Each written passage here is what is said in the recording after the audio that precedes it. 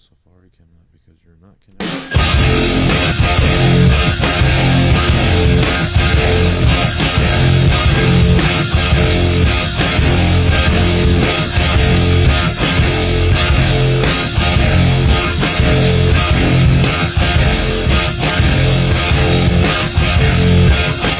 And welcome to Big Blue Breakdown.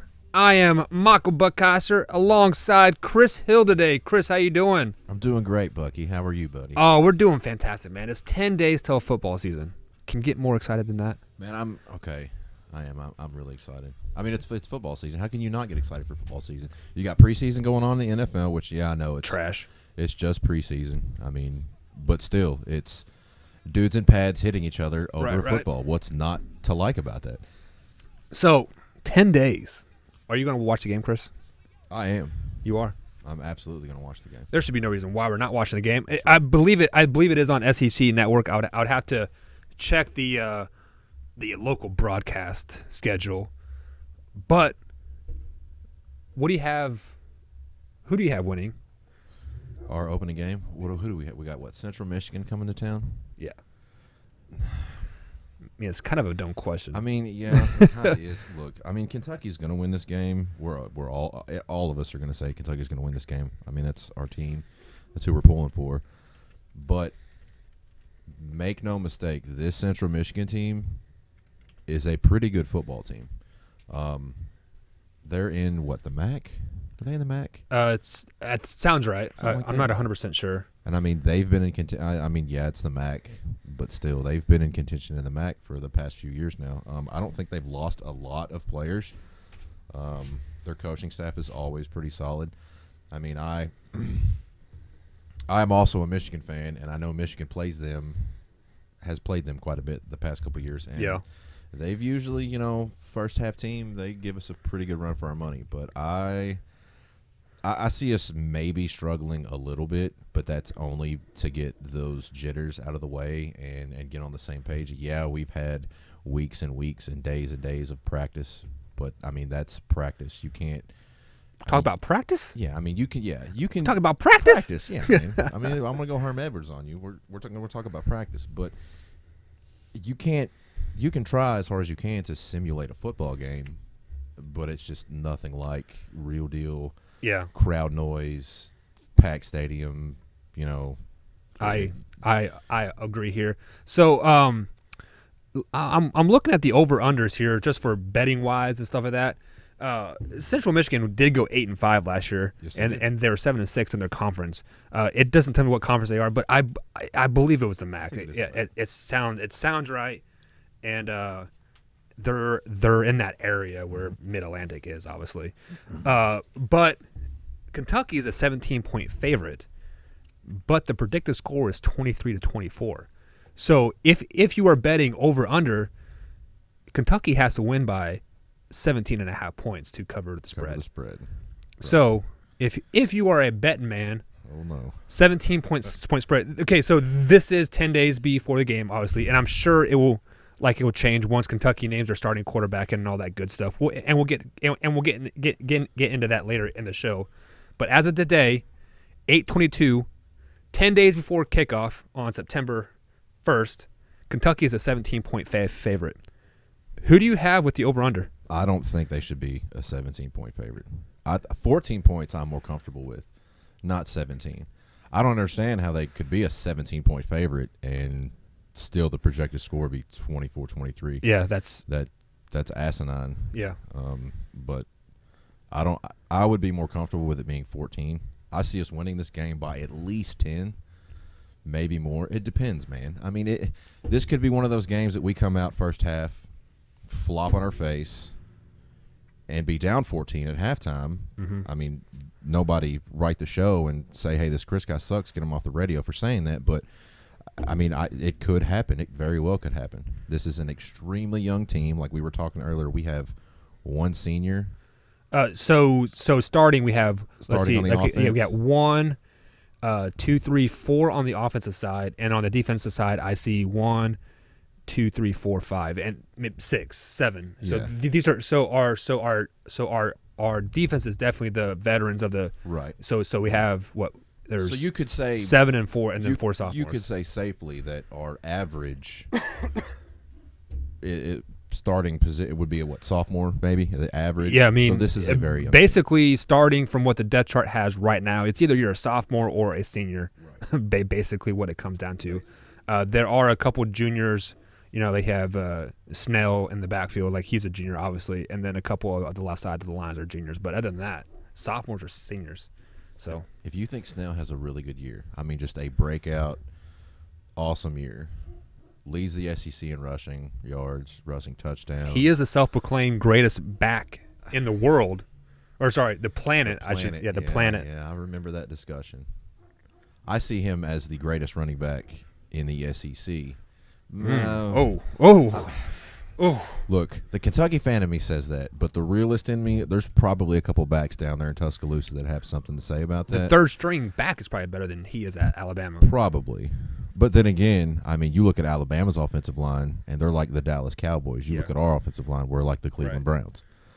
I mean, so were you asking if if Snell has a breakout year, leads SEC, he goes to the pros? Do you think he gets drafted? Probably so. Yeah, I mean, to be honest, I'm a Kansas State fan, and I'm married into a UK fan here. So you have to love the Cats. Yeah, like I enjoy rooting for a winner now, not a mediocre team. Right. But the team that led the Big 12 in NFL draft picks was not always the best team. Mm-hmm. It was your Kansas, your Iowa States, your Baylor's. Mm-hmm. So if Snell has a solid season, say if he's even second or third in the SEC, because air quotes here, SEC is the best football conference in America. Air quotes. Yeah. But so by default, he would be the best third back, or the third best back in the country. Right. So would he be a first round pick? I don't know, because I didn't get to watch a lot of UK football last year. So I don't know how his year was last year, but moving forward, if he has a solid year this year, has 1,500 yards, 12, 15, 16 scores, there should be no reason why he's not a second, maybe late, early third round pick. I could see that happen. So, but then the question arises: does he hold out for a senior campaign and try to jump into the first round? I don't see him doing that. The only way that I could see him coming back for his senior year, God forbid this happens, and please nobody hate me for saying this, but as if bearing injury. If he gets injured, possibly it could happen. It depends when he gets injured. Right. Say he tweaks a hamstring first game, first quarter, second quarter, whatever, and then he's out for week 2, 3, 4, 5, and 6, and then he comes back and then has a solid, final 4 or 5 games of the year. Then I feel he would go into the draft as well. I mean, it's just the timing of that injury if that were to happen. Yeah. So, I mean, obviously we don't predict or wish anybody to get hurt by any means, but I don't see us having any problem taking care of Central Michigan. I mean, yes, it's a home game that makes me feel a lot better about it, but so I mean, see. That 17-point thing, man, that kills me.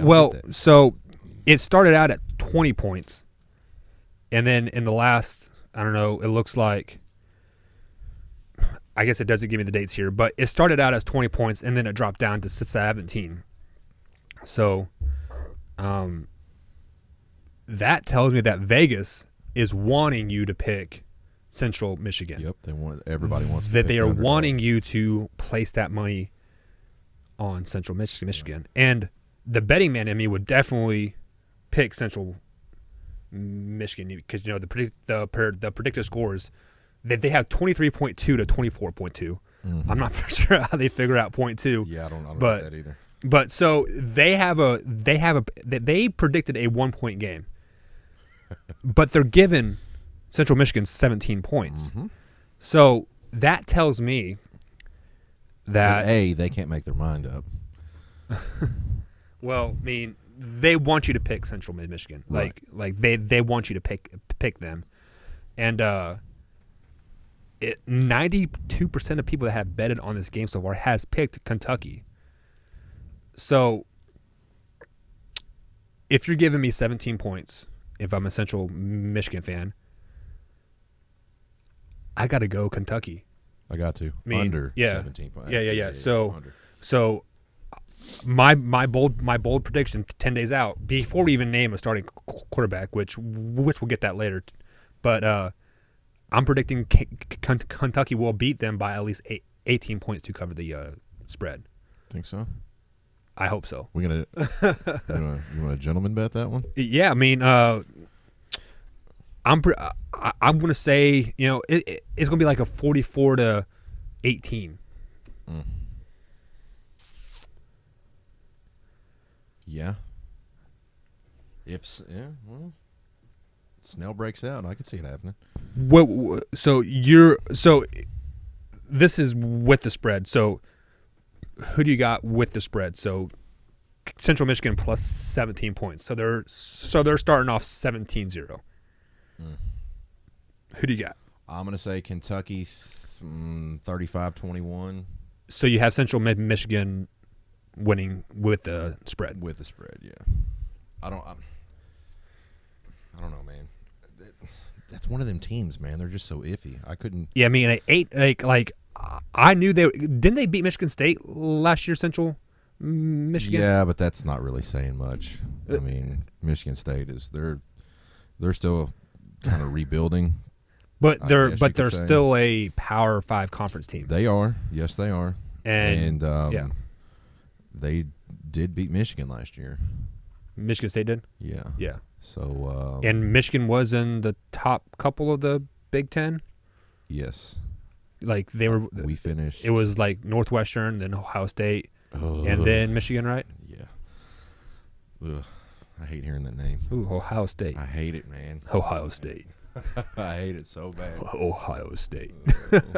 So if you guys are interested, tomorrow on RTF Sports Talk, we're actually going to talk a little overrated, underrated on Ohio State Urban Meyer, if he's overrated, underrated. So if you guys are interested in that, tune in tomorrow at 9:45 on YouTube Live. I'm super interested in that. So, yeah, definitely tune in, man. So let me get your thoughts on that since you quibble that Ohio State name. Man. Is Urban Meyer an overrated coach?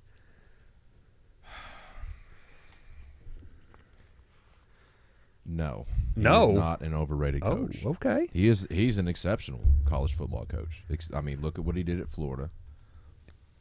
Look at what he's done at that rag-ass school that's in Ohio. Is that Ohio State the Ohio State? Mike, come on, man. I mean, yeah, I'm not – I would never, ever root for that school. That could be the last school to have a Division I college football team, and I still would not root for him.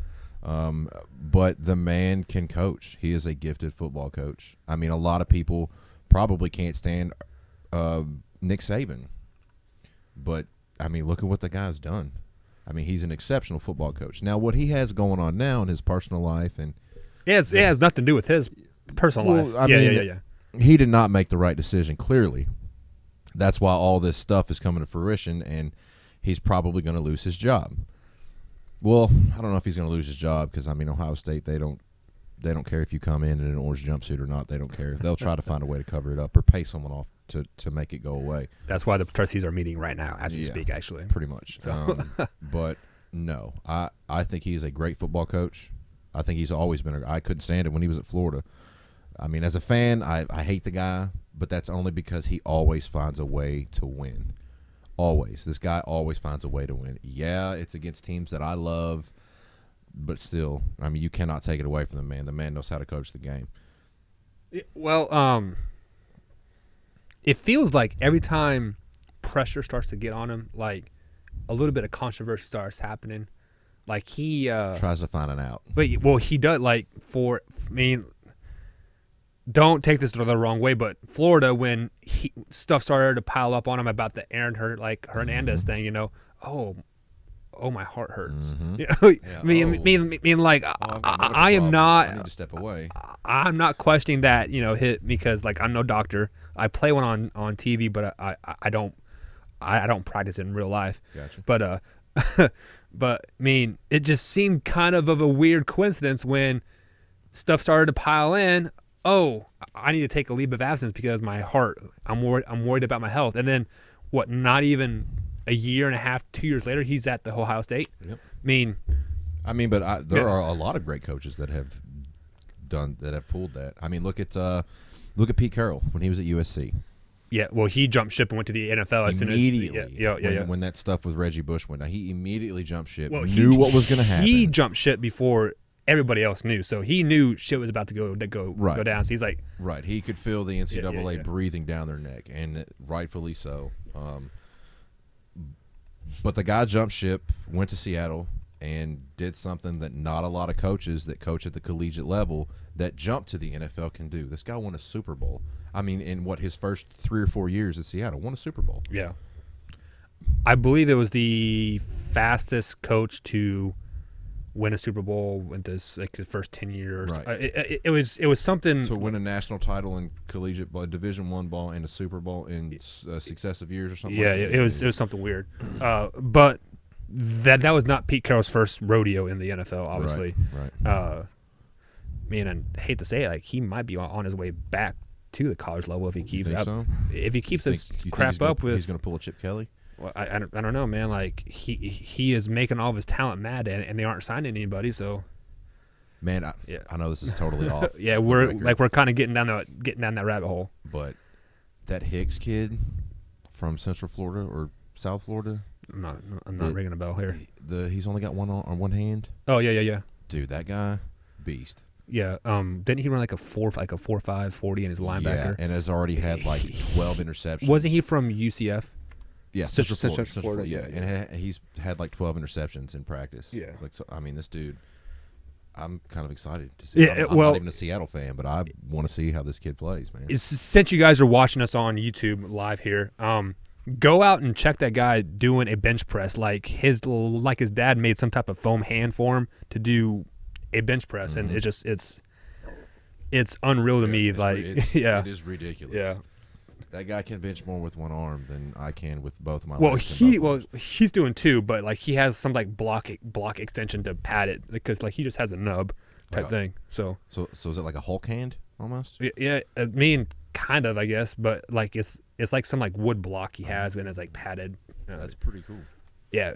So look up Hicks bench press or something like that. Yeah, it's like Shaquem Hicks. I think Yeah, is and his name or something. I think his brother plays for Seattle. yeah. So they both they're. play. I mean, as a parent, like, how would that make you feel? Like both your kids are playing on the same NFL team. I'd be pretty proud. Yeah, that'd be pretty freaking cool. That would be awesome. Yeah. But I mean, my boys could play t-ball, and I'd still be pretty proud. Yeah, I mean, definitely like seeing your kids achieve at anything is Absolutely. really exciting. But All right, man. I think we need to get back to Kentucky football. back to Kentucky football. Well, this is the Big Blue Breakdown, and if you guys are listening to us on YouTube Live tonight, go ahead and comment, like, and subscribe below. If you're listening to this on Spotify, iTunes, Apple Music, Google Podcast, Breaker, Public Radio, Stitcher, etc., be sure to like it, follow it, and leave a 5-star ranking, or Mr. Chris Hill knows people. That's right. I know people that happen to know more people. That would ask you politely to give us 5-star rankings. That's right. That would come to your house and knock on your door and please ask you politely Like, man, to give us a 5-star. yeah, I mean, Just like it, love it, share it. Yeah. Come on, you guys. The more you like it, love it, and share it, the more we will do, and the better it's going to get. so just a little insights here. Myself being the quote-unquote producer of the show, doing all the back office stuff, like I do all the images that you see in camera. Like I usually work off camera, but like I like doing behind the scenes stuff. But if we get a certain amount of followers and viewers, the local radio station's interested in bringing up on a local, another local Kentucky show. That would be cool. So Let's make that happen, people. if you My guys can birthday like is it- in less than a month, you guys. So let's birthday. let's make that happen. I to need you. I need an awesome birthday present, y'all. Yeah, I mean, it just help us out by liking it, share it with 2 of your friends. I mean, Right. like it'll grow. Because they tell 2 people, and they tell 2 friends. And then you get to that so friend that on. doesn't have any friends, Yeah, then we're and there screwed. you go. You meet that one emo kid that has no friends. All right, back to football. 10 days away. Let's look at the depth chart here. The depth chart. Yeah, let's do that. So I am on ourlads.com. They are I guess they specialize in making depth charts or something like that. Like, I'm not for sure exactly how they got this, but they have head football coach Mark Stoops, offensive scheme air raid. So that tells me they're going to try to open up the field this like They're going to spread it out. spread it out this year. So as of right now, they have Gunnar Hoke starting with Terry Wilson backup. Now, is that official? Have we officially named? I haven't heard our starting- anything. I don't think we have. I haven't heard anything, but it is 10 days away. And being a football coach myself, you had that chart up on the locker room saying, "Hey, you're running with 1s a day. You're running with 2s." Mm-hmm.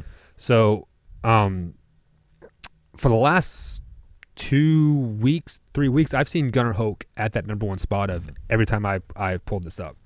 Now, is the site updating it? I don't know. I'd assume, it's being updated Daily.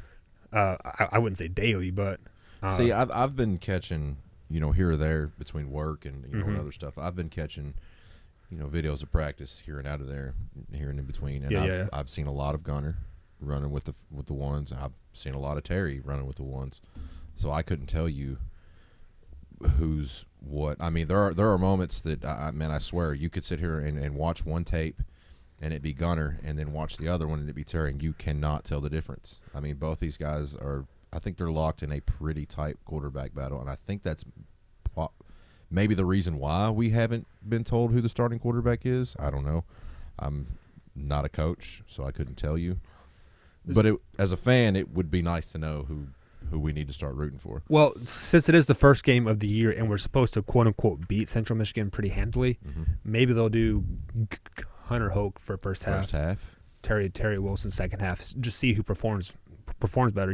Because when you perform under the lights, it's like completely different. Yeah, it's completely different than like practice. I mean, like, you could be the best practice player in the world, but the minute you line up against a different colored jersey, your butthole gets puckered up, and you're like, oh my god, and it's over. And it's so you don't know exactly. What's Speaking going on. of over unders, what do you think the over under is on how many nicknames this Terry kid's going to get this year? I mean, he's already got Terry touchdown. Is that the only one that he has so That's far? the only one I've heard.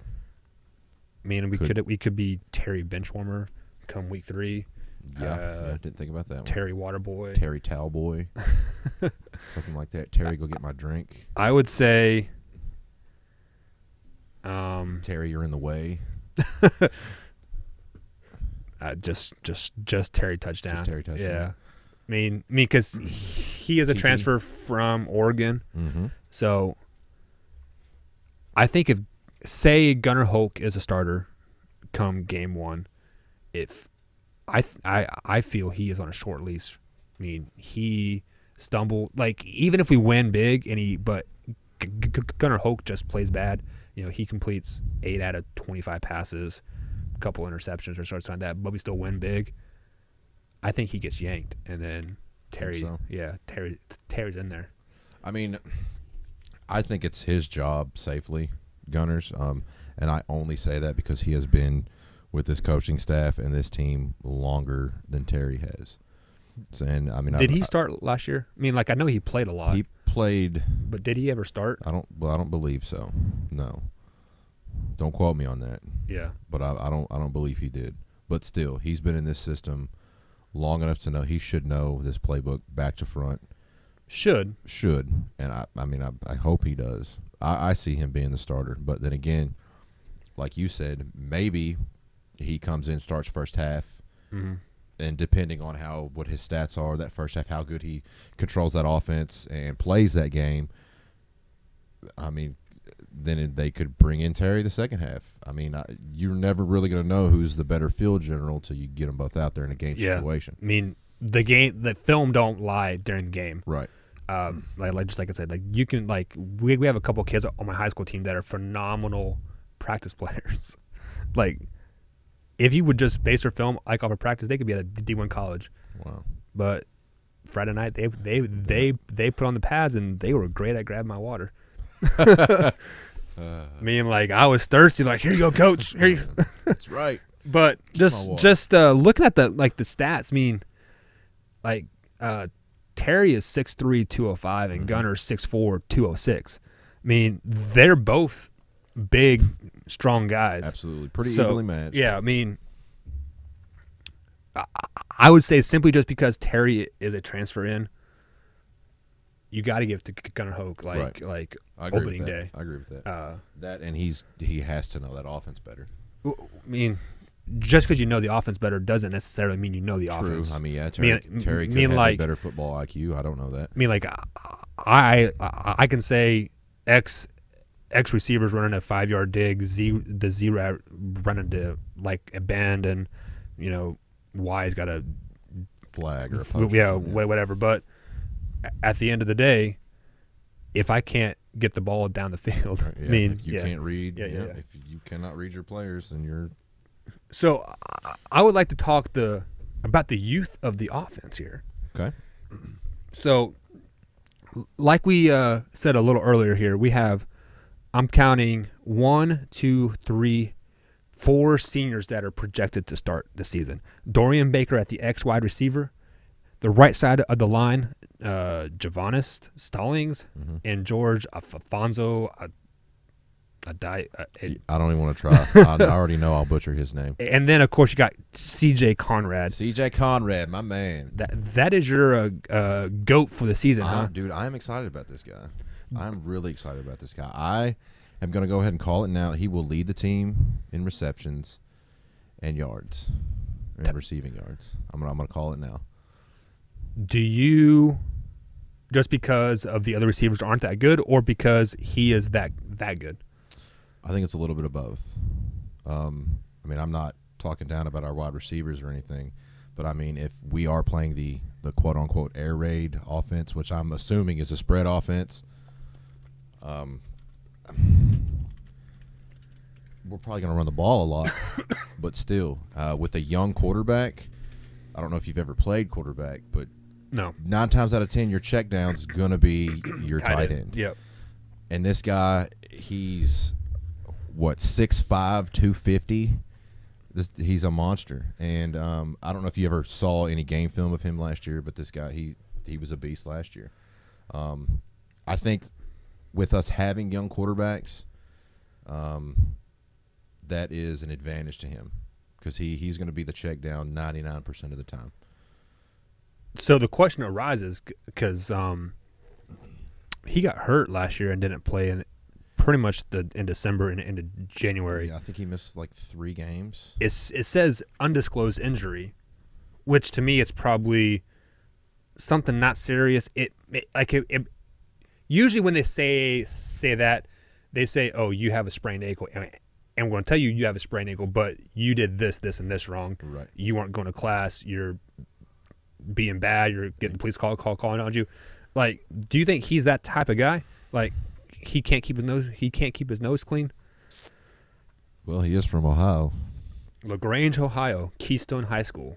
But no, I don't like to think of any of our players being like that. But quote unquote thugs. Yeah, thugs. Yeah. But I mean, listen, you're a D1 collegiate football player at a school that's in an SEC school. The SEC. It is a SEC school. I mean, it doesn't matter who you are. SEC school. Right. So you're kind of in the limelight already. Right. I mean, we could be talking Vandy. I mean, I hate to say this, but they're kind of the shithole of the SEC. They're up and coming, man. Well, still, that pressure may get to them. I mean, think about it, man. I mean, you're young, got the world at your feet. You're on your way to becoming a pro athlete, and certain situations pop up. I mean, you're not always going to handle it the right way. So let me piggyback on that. Like, I don't mean to cut you off, but basketball players are more grown up Right. because they are in this quote unquote professional light at such a young age with From like 10 to 12. yeah, like with the AAU, all the travel league, all the junior Olympics that they do, the Olympic team. When you play basketball at the age of 12, you pretty much know you're going to be the man. Right, the ins and outs. But as a football player, you normally don't hit your stride till your junior, senior year of high school. Now there are some exceptions where that sixth grader is going to be a beast. Right. You know, he's 6'5", already 240. Like Jadeveon Clowney. Right, yeah. But I would say your senior year of high school, you hit that stride. You're like, or let's say junior year, you hit that stride. You are starting to become a Division I prospect, etc. Most football players don't sign their letter of intent until after their senior year of like high school. So when they get into college, they don't have that professional mindset yet. Right. They aren't. I mean, they are used to being the man, quote quote, because they're a big fish in a small pond, like in their high school. So like when they get here to a Kentucky, to a Florida, wherever, you now become a big fish in the ocean. You are just another one swimming around. So your freshman, sophomore year, you get by with doing stupid shit. Going to parties, get cut class, things like that. But when you become a junior and senior, NFL scouts are starting to look. Right. They're like, how's this guy? And for some reason, like I don't think it clicks to them that I need to treat this like a job. Tell their juniors or seniors. Right. Now, the only players that I could see actually taking it serious and being in that mindset would be maybe someone whose dad maybe played in the NFL or or something like that. They were kind of brought up to do the right thing, so and so the right thing, or be that professional athlete or a multiple sport athlete, right? Because you are in the spotlight for other things, right. Baseball, basketball. But tennis. I mean, if you're anyone that's serious about what you do, sports wise, you're always going to be that professional. You're always going to treat it professionally. You're always going to take it seriously. You're not going to cut corners in any way. You're going to put in the extra effort, right? To be that first round draft pick, or to go to the college of your choice, or what have you. Play the position you want to play. Be a first year starter or whatever. Be that household name. Yeah. So getting back in the topic here, I mean, we are getting good at going down those rabbit holes tonight. Yeah, we're good at that. Maybe we should do a show that's called Going Down the Rabbit Hole. Well, probably not. We can call it Alice. That would be not probably a really good name. But getting back to the depth charts here and rosters and in general, our offense is young. Very. Besides those 4 or 5 seniors, they're all sophomores. And what's crazy is just besides Snell. I think, yes, this is a young team, but I honestly think this is Coach Stoops' best 22 that he has ever put on the field since he has been at Kentucky.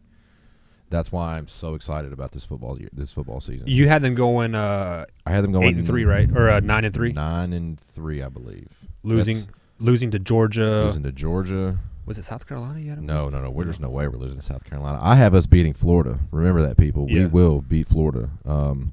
I had us losing to Georgia, Texas A&M, and my iffy game was Missouri. And I only say that because that's a home game for Missouri. I don't know why, man, but they're kind of like Mississippi State. They'll come out of nowhere one year and have an amazing year. Mississippi State's pre-ranked 18th, by the way. Yeah. You guys keep talking down on them, but they're ranked 18th. It's Mississippi State. I mean, but I don't know, man. They're just one of them teams that could come back to bite you. Let me tell you something about Missouri. Missouri came from the Big 12. What was it, 5-6 years ago? Yep. How long it's been. And I'm a Kansas State fan. Obviously, I played at Kansas State. I've been a Kansas State fan since I was 9, since I was a little baby. Every time we would go to Missouri and play, it's something about Columbia, Missouri. It is something about that place where if you escape with a 2-point win, you're counting the stars and thank you. I don't know, because the fans aren't that rowdy. Right. I mean, there's definitely rowdier places, If you guys ever been to a Kansas State game, we are rowdy. It's not the big house. Yeah. I mean, it's not the big house. It's not the big house. It's not D Ohio State. Oh God. It is not LSU at night. You know. Listen, man, I've been to Death Valley, and that place. I mean, you could go there for a pep rally, and that place is rowdier than any other place that you will ever go to. I promise you that. I believe they're ranked number. So, do you remember college football 2006, NCAA 2006 to 2007? They had LSU ranked as a number 3 or number 2 loudest stadium in the college. Just a little fun fact. Right. I think that is the only. Another fun fact. I think that is the only collegiate stadium that is actually the Richter scale that they used to measure earthquakes. Yeah. I think that is the only stadium that has ever measured on the Richter scale. Really? Yeah. Huh. You might want to Google that though. Don't quote me on that, but I think it was like a mini earthquake there in Baton Rouge one night. Mini earthquake? Yeah. That was back was that the night the lights went out in Georgia? Maybe. Maybe. But anyways, back to Missouri. It's something about Columbia, Missouri that maybe it's the fact it's in the middle of the state. Maybe. It's a horrible drive. I mean, Columbia's a nice city. Right. But there's just nothing until you get there. Yeah. So I don't know if Kentucky would fly there or drive. I mean, because from here to Kansas, it's only 8 hours. So you're probably looking about a 4 or 5 hours, 6 hour top drive there, right? Via bus. So let's just say they drive. I mean, once you pass St. Louis, it's nothing, man. You think that could get in your head any? It's something about Columbia. I don't know if it's the water. I was gonna say maybe they're putting something in the water. It's the food, but something in there makes you take example when Kentucky basketball played there in Missouri last year, and in basketball, and I can't remember I think we lost. It was part of our 3-game skid in the SEC for the first time ever. Right. But it's something about that city, that college, whatever. It's something. It's. I mean, it is hard to win on the road, anyways. Right. But there, and it's just especially hard, I think. Oh man, maybe we should do experiments. Yeah, and see what's going on there in Columbia. But it's all good. So do you have Hoke starting? Yeah, I'll go ahead and tip the nod to Hoke, because, like I said, he should know this offense better. He should than Terry. Yeah. Yeah, he should. I'm gonna guess because Terry transferred from a community college and then to Oregon.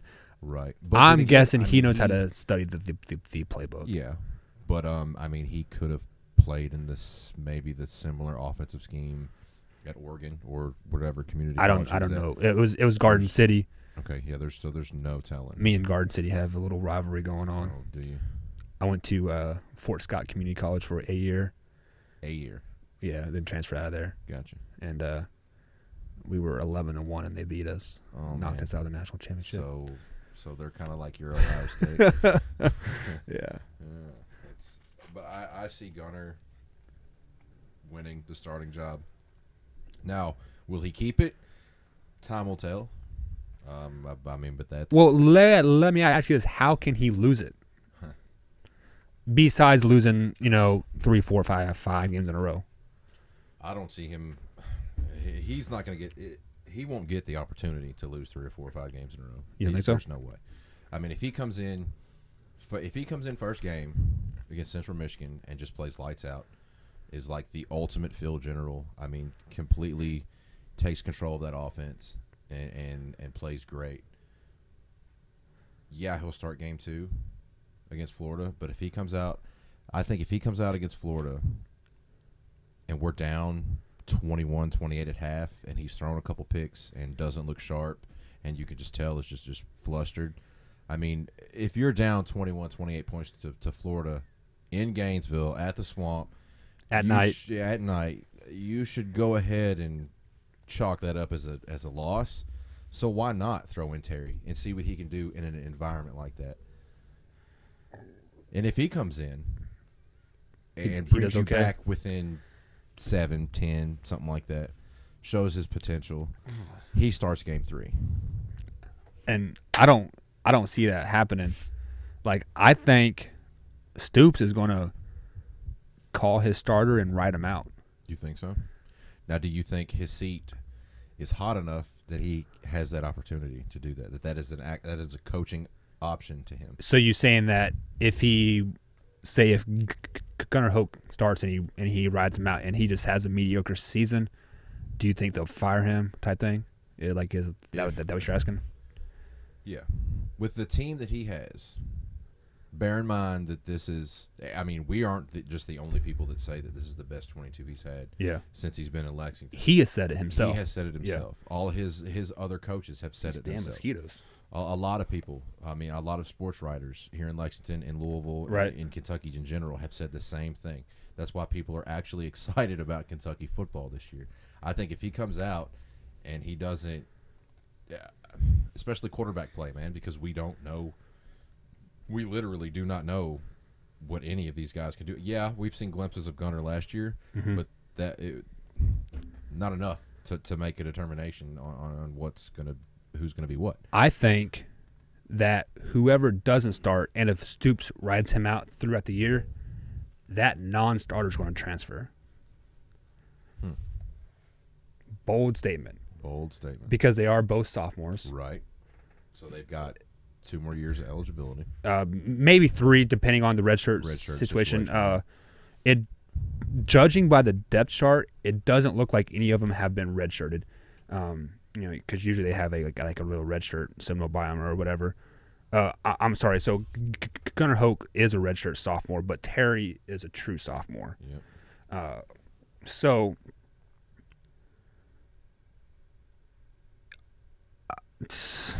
I'm going to go out on a limb and say, if Mark Stoops ride outs with like one guy all year, and that other guy doesn't have a chance to compete for a starting job, that other guy's going to transfer out. I can see that happening.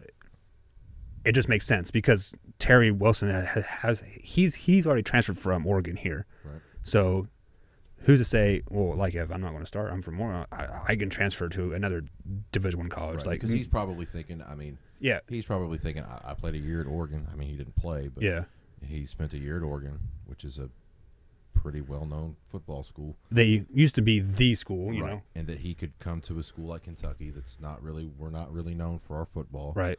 And he should be able to start immediately. If he doesn't get that opportunity, I could totally see him transferring. Oklahoma's looking for a quarterback. Yeah, he is from Oklahoma City. He is. So, that's just a bold statement. Now the competitor in me says, well, you need to stay this summer and spring and earn that spot. Right, earn that spot. You're gonna. Yeah, but you will take it for less granted.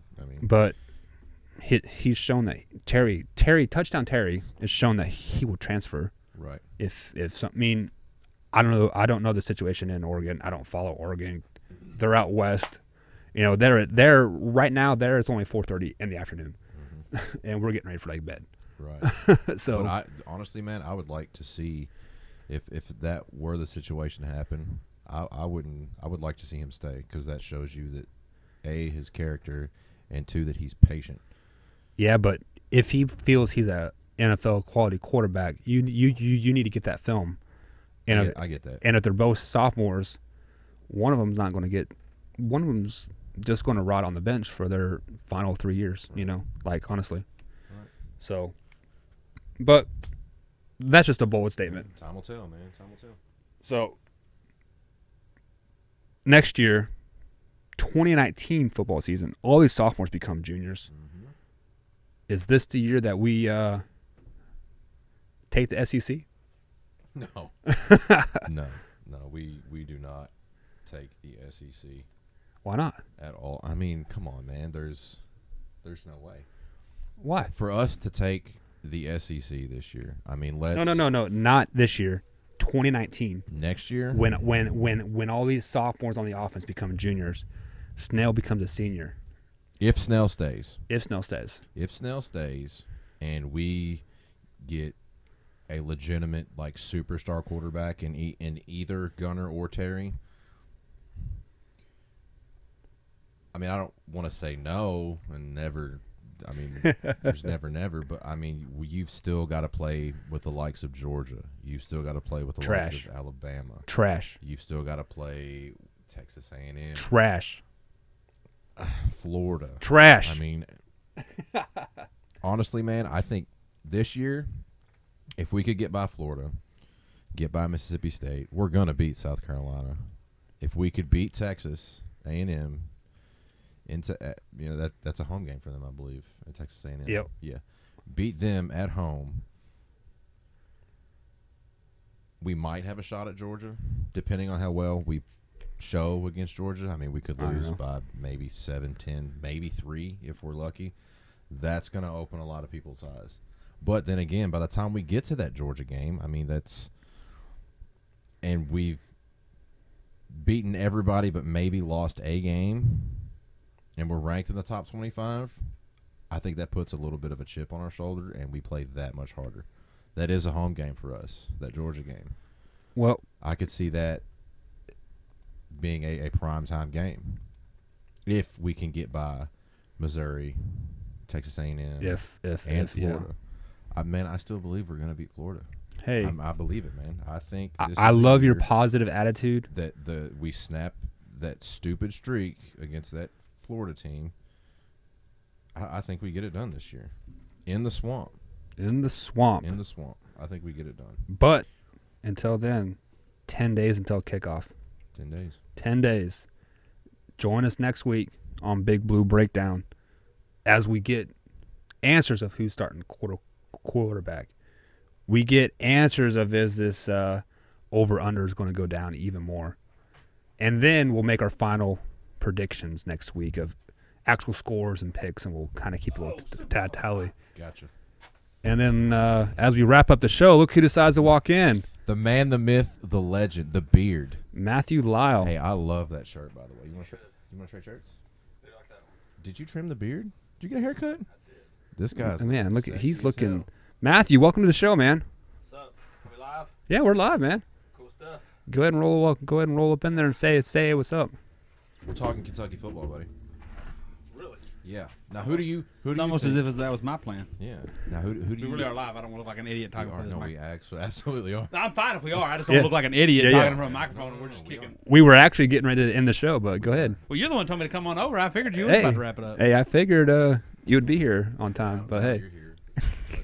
Now they're here. I think we keep the wheels rolling. Yeah, So, the yeah. show's going to go another hour, 5 hours. Hey. You know me. I'm down for You know me. We're down Midnight for whatever. Madness. I am down for that. So, since Matthew's just joined us here, Chris and myself picked the Central Michigan and the Kentucky game with the over/under. Current over/under is 17 points. So Central Michigan plus 17. I hate to say it, I'm taking Central Michigan. That's what I said. You got to hear what they're projecting the score to be. So I don't care. So you are taking Central Michigan plus 17? Yeah, earlier in the game, Kentucky team still trying to figure out how they are. No quarterback. The last 3 seasons they've never played an exact. I don't say never. They haven't played a complete game from kickoff to final zeros, however you want to word that. Mm-hmm. So, and Central Michigan's. This isn't Murray State. This isn't the. There's another game there down that stretch. I think that's a. That would be that Louisville team. Western Kentucky. Was it in the Western Kentucky game? I'm drawing a blank. Look it up real quick. The But cupcake games we've got. Middle Tennessee State. Middle Tennessee, Yeah, which actually Middle Tennessee State might be pretty nice. But Weren't like they ranked example, 20th last year? Yeah. last year, we played Eastern Michigan, came down to the wire. A couple years ago, played Eastern Kentucky back-to-back years. One year they almost beat us, took them to overtime. Yep. So look, we're gonna get a win. I'm very confident in that. But to cover 17, first game of the season, I'll take money on that. I'll take Central Michigan on that. It would hurt me because I can only root for Kentucky so long. Like Right. if they came out the gate hot, Yeah. I can only root for them for a half before I'm like pump the brakes, guys. Well, hey, put it in those freshmen. Hey, where's them walk-ons you talk so highly Put that about? second team in there. I need to win So- some money. No, I'm with Mike on that one. To give me Central Michigan in the points. Now, if you want to talk that Murray State game, I'll take almost whatever you'll give me later on. So I actually took Kentucky with the plus 17. I have them coming out all guns blazing. It'd be like a 44-18 game. Really? Yeah, I just have faith in the first game of the year. Well, they've heard all this talk about this is the best team Stoops has ever put on the field. Yeah, Stoops is on the We're record. going to show it. Unfortunately, I just think this is the toughest schedule. And that's Oh, big. yeah, Now, yeah, that don't yeah. have anything to do with the Central Michigan game because it's just one team and it's a lesser. So it very well may be. I'm just scared. We talked about this last show. I'm scared and a little bit disappointed that the quarterback just hasn't jumped out and said, "Look at me, I'm here to tear it up." If he was tearing up, and maybe it could be the exact opposite. Maybe it's one of those years where the preseason is just full of ho-hum and poutiness, and then he just comes in game one and throws 8 touchdowns, against Central Michigan. Then comes in against Florida, puts up 4 rushing touchdowns, just scramble, almost like a Johnny Manziel entrance, and then Murray State just lights it up, and then we're good to go. It could very well be that. I mean, I remember he didn't pan out. So he didn't pan out and he did pan out, but do you remember when Trey Burton was at Florida? Mm-hmm. He had 6 rushing touchdowns against us at quarterback. Right. So I would love that kind of game. He'd come out, sling the rock everywhere this Wait, game. who are you referring to, Hoke or Terry? Terry. Okay. I think Hoke. So as Here's of my thing. If as of Hoke- today, they have Gunnar Hoke as starting quarterback on They're the going to depth make chart. the official announcement Monday. Yeah, but saying as yeah. of today on the depth chart, they have Gunnar Hoke as quarterback. I don't know how I feel about that, brother. But I mean, I'll support whoever because obviously the coaching staff's there making that decision. Right. I mean, they see him every day in and Yeah, out. yeah. They've seen And- off-season workouts, and etc. we touched on this last time. Gunnar Hoke, the offensive coordinator, recruited Gunnar Hoke when he was at Cincinnati. Yeah. So. But Cincinnati is a different animal. Cincinnati, and I'm not saying they're a powerhouse by any means, but they're in the Big 12's little brother. Oh. Where it's all offense, no defense. Right. They took the Big 12's mindset. I Right. don't want to mean they can compete with the Big 12, but SEC can't compete with the Big 12. oh, get out of here, get out of here. But what I was saying is like the Cincinnati teams, they like to get out there with those Central Michigan teams and those Western Michigan teams and just go 5 wide. Western Kentucky's really a good example. Yeah. They've sent 2 quarterbacks, a tight end, and a wide receiver to the NFL off just going 5 wide and slinging it everywhere. So Do they run the same offense up there in Cincinnati that we do? I'd assume so, since the offensive coordinator came from Cincinnati. Yeah, right? you typically, unless you're, it's a rarity for there to be such a big change. Like example, when they replaced the guy down at Georgia Tech who runs that triple option, I doubt they're going to bring in a 5 wide run and gun guy. I mean, they might get desperate and say, but here's the thing. Remember when Michigan did this? Michigan went from 5 wide rich wide. No, they went from I formation of that. We went from pro style offense with Chad Henne to and 5 Lloyd wide Carr to and the you spread with Rich Rod. You had Ryan Mallett back there who was like a sitting duck in Yep. that read option. Yep, and So that's why he transferred. It's tough to make a big change. Now, if you want to do it slowly and increment it like that, Well, the reason why it is so tough is because you are recruiting players to play in your triple option offense or your spread offense. So when you bring in a new offensive of coordinator, he has his guys that he wants, but at the end of the day, he still needs this 6'5" receiver on the outside. He needs a fullback that's 5'2", 285 pounds. who was the first offensive coordinator we had under Mark Stoops? The guy that's down at Southern Mississippi. He was a disciple of. Didn't Hal Brooks hire him? Didn't he? No, it wasn't Brooks. He was under Hal Mumm. Oh, he was under Coach Money. I think so. Is he the offensive coordinator over there? Yeah, who's the offensive coordinator of Southern Miss? Yeah, I'm Southern Miss or Mississippi State. Mississippi State. Southern Miss. Oh, he's at Southern Miss. Okay. Is it Eddie Grant? No, it's not Eddie Grant. That's It's their guy now. one of them I'm Mississippi picturing he was a schools. young guy. He was the guy. He came and he wanted to go run and gun. He wanted to bring back what Tim Couch did, but he just didn't have the weapons. Nope. I think he's Southern Mississippi's offensive coordinator. Yeah, I'm pulling it up right now. All right, Just but give me a anyway, moment. that kind of fits the same mode. He came in with a great, he wanted to bring back air raid. They brought back the horn and every time we slung a touchdown, but we just didn't have the quarterback. Nope. We had the transfer number 3. He did all right against Florida that first year, but I'm drawing a blank on his name as well, but yeah, it's just tough to overhaul like that. I see Gunner having the starting job, no problem. Gunnar Hoke starting, and Matthew Lyle has touchdown Terry, huh? I mean, like I said, I have nothing against Gunner. And that's only because he has been in this office that long. I just got so much hope that if it's going to be a change, it's going to Start with Terry. Yeah, it's going to come with that big. Oh, I found it. Where's the coach? You guys have no idea how hard it is to find a Google coaching is broke staff right now. That would be nice, though, man. No, was it Shannon Dawson? That does sound familiar, Dawson. Here, I just got to go through Kentucky football. What year was Mark Stoops' first year? 2013? No, I think it was 2012. So he's been here for 7 No. years, hasn't he? Yeah, 13. Mark Stoops' Well, first 7 year. years. Yep. Neil Brown. Neil Brown is Neil in Brown. Where's Neil Brown at then? If that's the case, if I'm that way, because he's not there anymore. They got Shannon Dawson. Neil Brown is he's the head coach of Troy. Okay, he's in Alabama. Well, there you go, Neil Brown. Congratulations. You know, he looks a lot like Lane Kiffin. Who, Neil Brown? Yeah. Is that Lane Kiffin? I think you're just thinking the Doppelganger? young guy with the visor look. And no, Yeah. like look at this picture of him in the On the Wikipedia? like yeah, That one right there? like in the Troy, like he's a He does. he's a spitting image of Lane He Kiffin. kind of does. So, I don't know what all you guys have touched on today. What do you want to discuss, Matthew? Bring it So up. I got into a little friendly debate today. Oh, so no. apparently, and Matthew I in don't know, debates? I don't know No. how, Not this guy. I don't know how accurate this stat is, but I'll tell you the stat that it was told to me, and I'll tell you the point that I made on why this guy was wrong.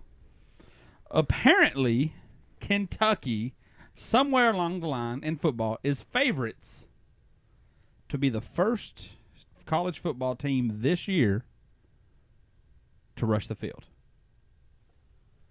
And I say no. Our As- schedule does not lend itself to that. No, it if doesn't. okay, so if Florida was here's if Florida was a home yeah, game but and we won we're that not game, rushing the yes. field at Gainesville. No, we're not rushing the absolutely field not. against Central Michigan, Murray No, State. no. We've beat South Carolina and Mississippi State here recently, where we're not rushing the field. We got Missouri on the road, not rushing the field. Texas A&M on the road, not rushing the field. If we beat Georgia, but by then you're in week 9 of the season.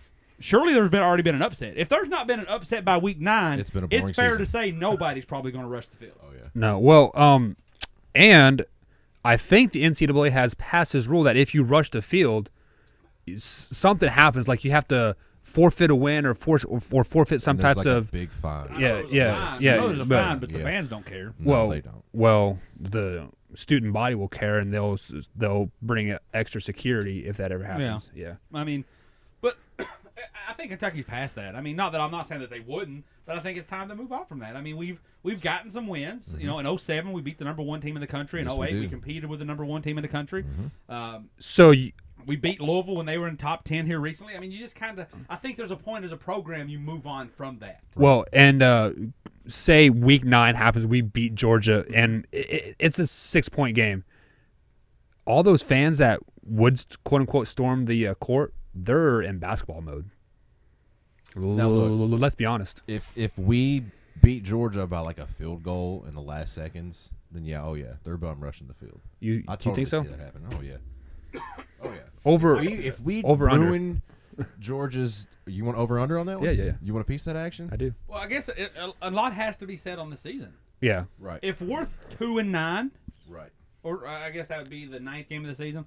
If we're 2-7 and they're 9-0, yes. Oh yeah. If we're 8-1, 4-2, I don't think so. Or 6-2, whatever the record would be. I don't think so. I think we're at that point. You hope If- because at that point you've held yourself to a standard. Yeah. If it is a 6-2, you have to walk around like you've been there, done Right, that. exactly. Because you have to prepare yourself that you're 6-2. We are Georgia's going to put you 7-2. we are expecting to win Middle this game. Tennessee State's going to put you at 8-2. And that would throw Tennessee you. and Louisville has 10. That you have a chance if you beat Georgia. Realistically, if we're 6-2, and let's just say we've lost at home to Florida and at road to Texas A&M, or on the road to Florida and Texas A&M, you would have to say there's somewhat a viable chance. You're ranked for one. We're ranked definitely. Yeah. We're getting to the SEC championship And depending then on we- what happens to Florida. and 'Cause then- Right. if we beat Georgia, we have Tennessee and Louisville and Middle Tennessee State stopping us. Right. So we from could 10 wins. and we could go undefeated at home. Yes, absolutely. So, I mean, I think like you do, Mike. At that point, I would look. I'm not saying obviously you can't control what fans do. I mean, shoot, Philadelphia Eagles, they tore down the city of Philadelphia. Yeah. Not just the stadium. It didn't rush. Yeah, But what kind I of celebration is that? I personally would be disappointed if we rushed the field if we were in that good of standing. Yeah. So, what did this guy say? Like, did he say like there were just going to be no other upsets, or he just did that illogical conversation that Kentucky's trash at football and you're so trash you celebrate anything. So water and I'm cooler like, I talk. get it. No, I'm not arguing with Right. those Yeah. facts. We do struggle and we do have to manufacture things to be hyped about. struggle? But we've been above 500 team the last 3 or 4 years. Right? So Yeah, but I'm just saying, like, we are not the Kansas and haven't well, we're won a still- game versus I mean, I a get double A it. You know, college we have in to 15 years. manufacture things to be excited about. We have to manufacture things to Yeah. get butts in the seats. Right, as you like to right. word it. But I don't think we're to the point where we're going to rush the field over beating South Carolina. We're not going to rush the field over beating Mississippi State. We're not going to We're not even going to rush the field over beating Tennessee because we beat them last year. Right. Well, that'd be the same thing with South Carolina. I mean, we Well, beat South we beat Carolina we beat them the last 4 years. So, yeah last 4 years. like that's old hat now. Right. Been there, done that. Got Yeah. the T-shirt. So let's talk about some other things that I hear on some other places talking about sports. How do y'all feel about SEC allowing alcohol sales at stadiums? Is that official? No, they're not. Okay. They're leaning from it, but how would you feel if that like, are you for that or Like, against it? you want my honest opinion? Do it, Chris. Chris Hill. All right, here's Chris Hill's honest opinion about booze. Let's get that soapbox out. Do no, it. No, you don't have to because it will not take long. I don't know about you guys. I don't know if I can speak about you guys or anyone else for that matter. But me, I love watching a game with a cold beer in my hand. I would love it even more to be there with a cold beer in my hand. Right.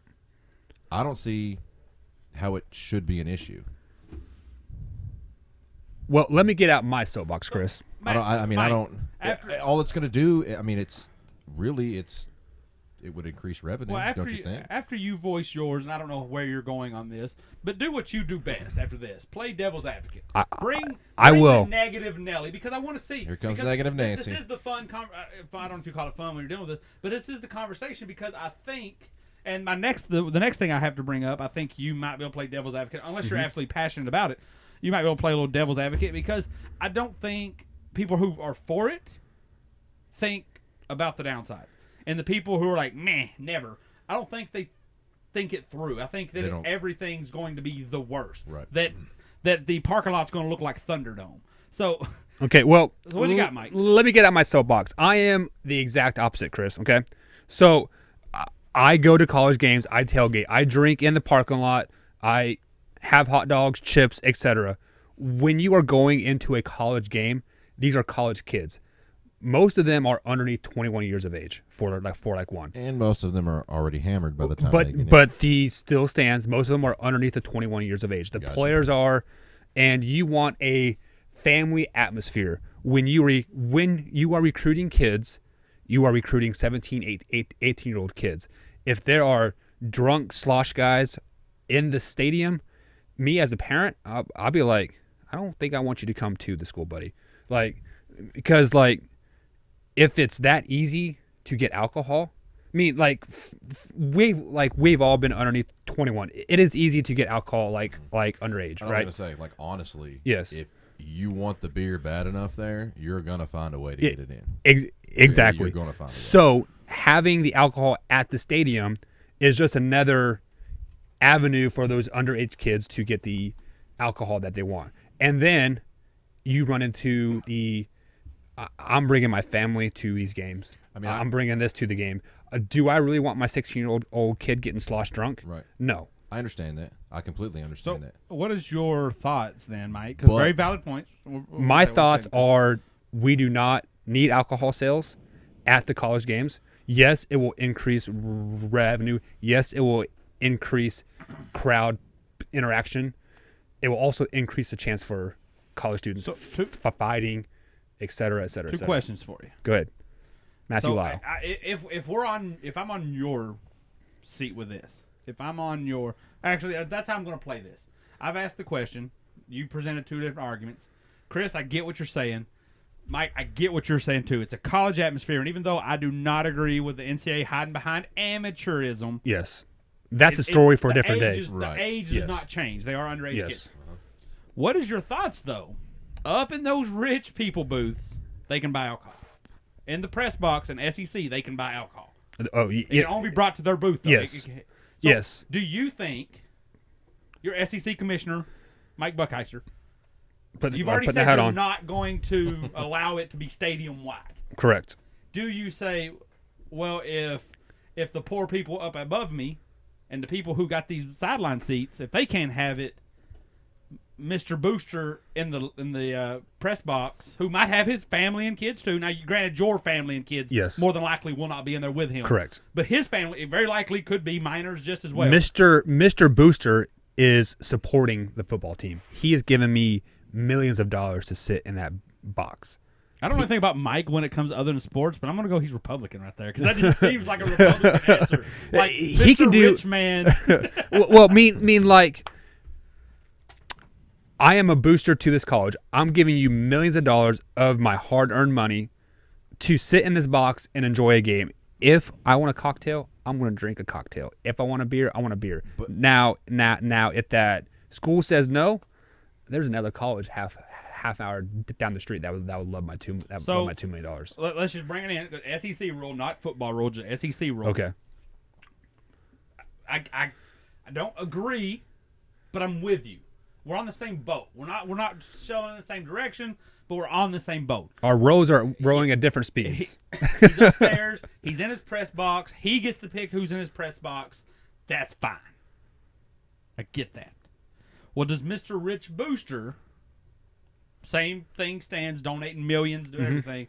Do you feel the same when basketball season rolls around and he's courtside next to Dick Vitale, even closer to these underage kids, and you and your family is right behind him, and now when Mr. Rich Booster gets drunk and belligerent, he's not protected by his fancy booth. Right. He's, Calipari, put him in. You know, it's kind of a different animal. Do you change it then? I mean, it's still the same guy donating his millions. Right. Do you have a problem then? So I have a problem because it is at the end of the day, it is all about it is the image. So take a NBA game for example. We've all seen that drunk rich guy sitting right behind the bench, his beer right, up, right. Jack Nicholson. That gives them that bad perspective. I don't want to go to that game because I don't want to run to that guy. Whatever. So, as far as beer and basketball, that's got to be out. I mean, you cannot have. But what is the legit difference? What is the difference is I am 5 foot away from an 18-year-old kid. So how do you word that then? Do you word it as you would at a bar? No drinks in public atmosphere? Because in theory, a booth would be private. Right. I would say it has to be X amount of feet from the playing surface. So say you're in a press box, it has to be 500 feet from the playing surface or something to that effect. Would you be what if they said we're not going to do that? Well, you can't be in the stadium. But it was Kentucky that built the super expensive and kind of ridiculous little huts that had like a 50-inch TV, 4 recliners, a refrigerator. Would you be acceptable if they built essentially just a party room? So like a party pit? Party pit, yep. You're not even in the stadium. You got to be 21 to enter the grounds. If you're not in the stadium, it totally void, it totally voids. It's just like tailgate in the parking lot. Yeah, there's no difference. I was just trying to for your boosters. I'm back to your boosters. But Mike, the boosters, you gotta do something to make them feel important. Like you're here, you put your millions. So tailgating or an RV is not going to cut it. Yeah. Like this has to be a condo-like atmosphere, like maybe even overlooking the stadium. Like where they can walk over on their 25th floor and see the game and see the atmosphere. Because I think everybody thinks, even though I really don't think he agrees with it, and I don't really agree with your answer, that's kind of the answer. That's kind of the mindset. Is the SEC's not going to allow it. but Mr. Rich guy that pads our pocket, who you do not see on TV. The guy that you don't say no to. Don't most stadiums even have aren't they even tinted anymore? You just see like a shadowy like It silhouette. is it's the one-way mirror, so Yeah. you can see it, but you can't Unless see you're, it. you know, Jerry's world, and you want. Well, to that's be Jerry NFL, Jones so it's a too. completely different game. And that's But so and that's my thing. I guess that's even though we don't have to agree with it, that's the mindset of it. So You're rich. We're right, and So I kind of have to retract my statement like a little bit, after I spilled my little soapbox issue, I'm thinking again here, like if you think about it, if you go to a NFL game, right. It's the exact same. say you're watching it on TV, you don't see fans. No. You very rarely see the fans like it's like it's a quick glimpse. You see more fans in the NBA games, like in the basketball games, like etc. I mean, I've been to several pro games and we've been fans that are slosh drunk, you know, because like you know you get your $12 beer, like I'm gonna have a great time, right? And the guy brings it to you. I mean, you don't have to stand in line. Yeah. It's like, bear here. yeah, so I mean like, I think I mean like, I'm kind of going to the stream of cash flow. I mean, if you sell alcohol, you can make lots of money, like Right. obviously. But that's like I was gonna say. Like, I can understand like being a parent, you not wanting your kids around that. Yeah. And underage college students, and that's a whole other side of this that would take us forever to tackle. But I mean, really, what is the difference between a collegiate game and an NFL game? Well, the difference is the age of the players. I mean, well, yeah. Yeah. But even Yeah. so, But I'm NFL, talking yes, atmosphere. But NBA, I mean, shoot, you may go to a team. You just half have the 18 Sacramento Kings are right. probably under 21. Yeah.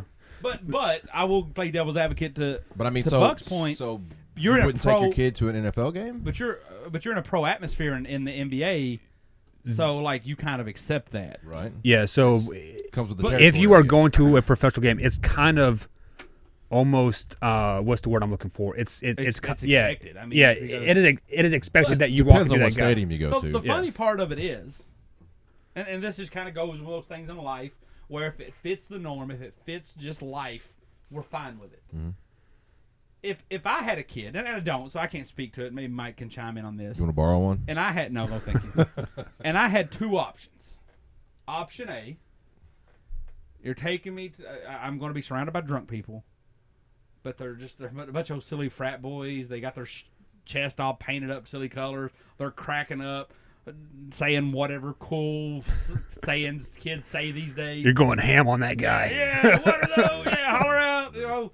Or option B, you're surrounded by 40 and 50-year-old drunk men who, for some reason, seem much more apt to fight. You're right, because I can Seem much more apt to take, like, I've been to college games, and when two fan bases sit next to each other, it's like they're making fun of each other, but in a young college kid way. Right. You see two NFLs. I went to the Colts-Browns game. Could not have been a trashier game. The Browns fans were picking on some little kid, making like really they were bad Raiders, references like they to were his Raiders mom. fans. And then a Colts fan ended up throwing a beer at a Browns fan. I mean, things that like, no, it didn't come to blows, but yes, like Raiders fans. So, Chris, you can go ahead and answer that question first. Would you rather go to a drunk college game or a drunk professional game with you and your kids? Can I pick the teams I'm going to see? No, It's just just a college. yeah, just a college. Just any college. Yeah. Like you got free tickets. Yeah. Free And tickets. let's just make it random. You're on business and You are watching a USC I don't- Nebraska You game. see a Pac-12 game. I don't wanna see or you any can team in see Arizona. An NFC West game. It's just random game, free tickets. It'd have But- to be a professional game. So you want to Depending on No. now, look, we're if somebody's gonna hand me free tickets to go watch Michigan play at the Big House, I'm taking that all day long. No, this is random. You yeah. have no preference. The seats are god awful. You're around the worst of fans, but you get the worst. You get the worst case of each scale. Right. You get belligerent, drunk, annoying teenagers who mean no harm, but man, they're annoying. Or you get belligerent, drunk adults that you might take an elbow to the face, not aimed directly at you. Yeah. But if a 455-pound guy swings It at a happens. 300-pound guy, when the stadiums are at a almost perfect up and down angle, it could get ugly. I'm taking college. Taking college? Yeah, I'm taking college. I mean, because look, man, when I was growing up, my dad, we would always go to Louisville games. We'd seldom, every once in a while, go to a Kentucky game, but normally it was a lot of Louisville games because where he worked, he would get free tickets all the time. I mean, this is like back in the day when they played at Old Cardinal Stadium, like a long time ago. I enjoyed those games just as much as when he would take me to see the Bengals play, and I got to see the Broncos in 1998 put a beat down on the Bengals, and it was so bad. I was like the only person in a John Elway jersey within a like 300-foot radius, and I was scared to death. I'm not gonna lie, I was scared to death. So scared, in fact, that we left like midway through the third quarter because it got pretty ugly. But then again, I mean, that's Ohio sports fans for you, period. But I'd rather take a collegiate game. I could handle little punks better than a 40-year-old 400-pound guy. If I'm taking, say my son is now 8 or 9 years old, he's starting to understand football like a little bit. I am going to take him to a college game first in general to see if he. I don't care if they're drunk, sober, high. It doesn't matter. Just because the college atmosphere is so much more welcoming than an NFL atmosphere. Oh, yeah. I get that. Because of the NFL players, they have those passionate fans. They have those I am riding till my wheels fall off type fans, And in college, you're like, well, like my team's fine, but I'm still going to go to the games and cheer and have a good time, whatever. So college, 100% drunk, sober, it doesn't matter. What say you? What are you taking? You taking college I'm game with or Mike. pro I mean, the fan base, it is just much more fun in a college atmosphere. A college Because football I atmosphere think cannot be matched. No matter how old you are, you feel young at a college game. Right. And no matter how young you are, you feel old at an NFL game. Yeah. Because I went, and I've not been to a lot. I've not been up there with some of these guys who are season ticket holders. But you go to a college game, it's just optimism. Mm-hmm. You're just up there, and the kid's drunk or not. Next year will be awesome. Or you look to the right, and it's an old guy, and he's just remembering the good old days. NFL, it's always negativity. I hate the Raiders. I hate the Rams. Either you're horrible, they're horrible, we're all horrible, or man, my fan. Even if it's down to just your fantasy team, like it's always negativity. Now I'm not saying it's every fan because college football has negative fans and the pros have fun fans. We are stereotyping. Yes, but it is the majority. Yeah, majority rules, absolutely. This is not Kentucky, but breaking news just came through. Urban Meyer is suspended. I just got that too. 3 games. Not fired. Whatever. Suspended. Fire him now. Shocked, Mike? You're pretty solid that he might get fired. I wouldn't say shocked because of how long it took. Why did it take this long? Because they were trying to figure out how many games they're going to suspend him. I mean, like if they were to fire him as soon as that information about Zach Smith's DUI and sex toys and taking nude selfies at the president. Dude, anyone else, any other coach would do this. They're get fired. Now, do you think Urban Meyer didn't do anything? He just did not report it to the proper authorities. But still, I mean that is not doing something. I don't know. Am I surprised? What kind of message are you sending to your players, to young recruits? So, don't get caught. Let me tell you. But still, don't get caught. That's obviously an Ohio State thing, man. Like, how can these people up there keep doing shit like this and still get away with it? Let me tell you the negative impact that this had. Urban Meyer will have to miss week 1 when his Ohio State takes on the powerhouse Oregon State. Cupcake. He'll have to miss week 2 when they play their first conference game against Rutgers. Cupcake. He does have a bit of a difficult one that I would consider it growing. A growing pain for the coaches is they have to play number 16 TCU on the road.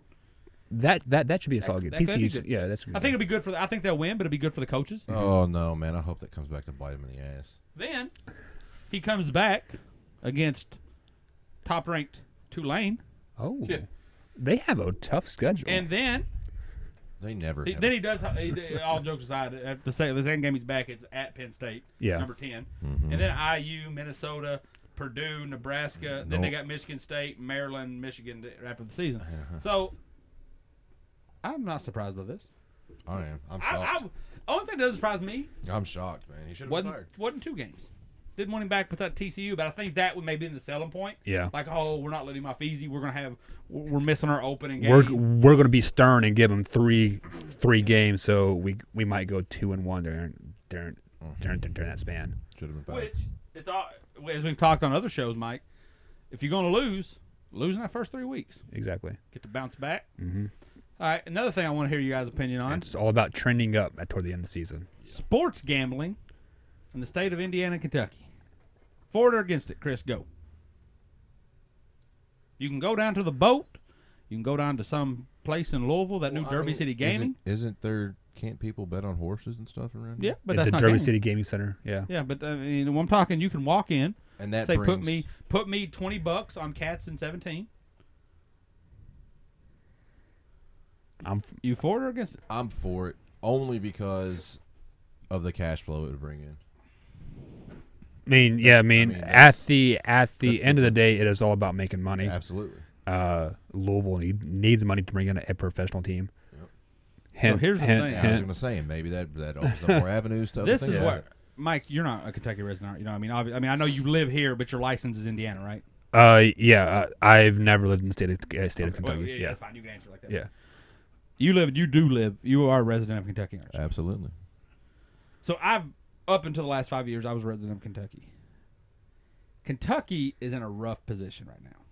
And I'm not saying they're in the worst of positions, because Kentucky comes out, and whoever's listening to this, I hope they don't get offended at any time during this show. I hope you do. Take it the wrong way. Please do. Comment below of how inconsiderate Matthew's being. There he right now. goes, stirring the pot again. Kentucky, given its geographical location, Mm-hmm. tends to be almost like we were with the alcohol In at our prohibition. sporting. It's okay for pros, not okay at college. Yeah. Okay for rich adults, not okay around kids. It's okay to make bourbon here, but not bring it in. Exactly. It's okay to make bourbon in Kentucky, but there better not be any other cash crop. Mm-hmm. It's okay to bet on horses. It's okay to get my good old scratch off with my pack of cigarettes. And that's another thing with the lottery. I mean, get that's- there ain't nothing wrong with my scratch offs with my Marlboros. Yeah, But don't you bring that sports betting in? But the lottery's paying for school, so absolutely. And you mean to It's tell me okay. that some of the I'm not saying every penny's gonna go to school, No. but you mean that this profit ain't gonna be. But here's why I think, and I'm just saying this because I'm centralized in Kentucky. I'm around this area. This is why I think Kentucky has the short end of the stick and needs to act now. exactly. Indiana's already shown they're progressive by having the boat. Mm-hmm. All Indiana has to do is say, yeah, we'll allow it in a big city like Indianapolis, Fort Wayne. They can do it they can add a floor onto the boat and be like, exactly. All This you is have to do, man, you know how great it would be to be sitting there where that little bar is, where they got all the TVs. Right. Walk up and say, give me 20 points on the cow. Have you ever been to Las Vegas? I have not. Well, me and my wife went on a honeymoon trip there, and we were in the rock. Like we stayed in the Hard Rock. They have a lounge, 30, 40 stadium chairs, hundreds of TVs on the wall, and they have computer screens on the chairs. And you can like, I want to bet It's this game. This basically game, like this playing game, this video game. poker. Just imagine how this would be. Sitting down at a screen, and maybe that's what they do in Vegas, but Yeah. I'm just thinking, once this hits nationwide, all the possibilities. You sit down and Is it a nationwide possibility, or is each state state got it? state. Okay. Each state by state. Okay. So imagine going down here to the boat, sitting down, somebody brings you a little beer, got the game on, huge TV, you got a little iPad or a little laptop there in front of you. It's give me two teams, Cowboys versus Chiefs. I want to put $20 on the Chiefs. Game starts off, poof. Little prop bet, boop. Do you think this is $10? Do you think this will be a first down? Yes. Bing. Yep. Do you think they'll score on this drive? $5. Boop, lost. Yeah. How long do you think this halftime will last? 15 minutes, 20 minutes, lost. You know, just things like that. Before you know it, you're having a blast. You're loving the game. You might have won a couple hundred. You may have lost a couple hundred. Yeah. That's going to be so great. But the reason I think Kentucky's hurting, Tennessee's very progressive too in its own way with some of the things like with alcohol and stuff. I could see Tennessee with Nashville and some of those bigger cities and pro teams getting it. So now you got Louisville, for example. You made a great example for Louisville. If Louisville don't get on it, they're just going to come across the river. Exactly. If Lexington doesn't get on it, I want to pay that $2 and cross the since- bridge. I imagine if I had to pick in this area, it'll be Ohio, Indiana, Tennessee gets it first. I don't So know now anything about Kentucky's- Ohio, but I think Indiana will Well, I definitely just be think the. I just think Yeah. states with pro teams are going to go for it because just think how interactive it gets. Well, Your that stadium now, everything we talked about. Imagine doing that in a stadium. Exactly. Is this going to be an income? Is this going like you got your phone, nice little app, and you got maybe got your little card on there? Mm-hmm. Is this next play going to be a pass or run? Bet $1. Just think how fun that would be. Yeah. You think fantasy football took it away? What's this? Yeah, this is just gonna blow it out of the water. Tennessee's got tons of pro teams. Since Indiana's got a couple in Indianapolis. Ohio's got Cincinnati, Cleveland, Columbus. If you're into hockey, Kentucky doesn't. And Yeah. if Kentucky's sitting on their hands and waiting for this, guys, It's gonna pass us by. if you're in Louisville, just hop on over. I don't need to go to Louisville. Exactly. You're in Lexington, hit 64 North or whatever it is, West, whatever it is. Hit Well- Cincinnati. Let me be the devil's advocate here, since Okay. that's we have online betting now. So what is the difference between going to the boat, driving 45 minutes, or doing it on my computer? Well, there's not going to be much. It- But like I exactly. think the interaction Yeah, the is going interaction to and the atmosphere. The fact that you can have a boat Okay. will probably be.